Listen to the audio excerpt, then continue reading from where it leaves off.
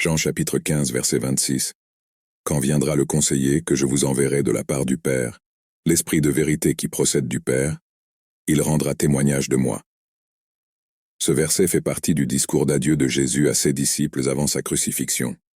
Dans ce document, Jésus parle du rôle du Saint-Esprit en tant que consolateur et témoin par rapport à lui-même. Voici les principaux points à considérer dans ce passage. La promesse du conseiller. Jésus promet d'envoyer le conseiller à ses disciples. Ce conseiller est le Saint-Esprit, qui joue plusieurs rôles essentiels dans la vie des croyants. Il est appelé conseiller parce qu'il guide, enseigne, réconforte et conseille les disciples de Jésus. Origine divine de l'Esprit. Jésus souligne que l'Esprit de vérité procède du Père. Cela signifie que le Saint-Esprit est envoyé par Dieu le Père et a la même nature divine. Il n'est pas une création ou une entité séparée de Dieu, mais une partie de la Trinité divine, Père, Fils et Saint-Esprit. Témoignage de Jésus. L'un des rôles principaux du Saint-Esprit est de témoigner de Jésus.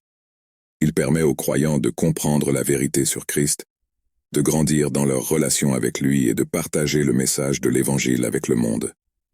Le Saint-Esprit est la présence continue de Jésus dans la vie des croyants, leur rappelant son œuvre rédemptrice et leur permettant de vivre selon ses enseignements. Ce verset souligne l'importance du Saint-Esprit dans la vie du croyant et son lien vital avec Dieu le Père et Jésus le Fils. Le Saint-Esprit non seulement assiste et guide les croyants, mais leur permet également d'être des témoins efficaces du Christ et de vivre selon ses principes.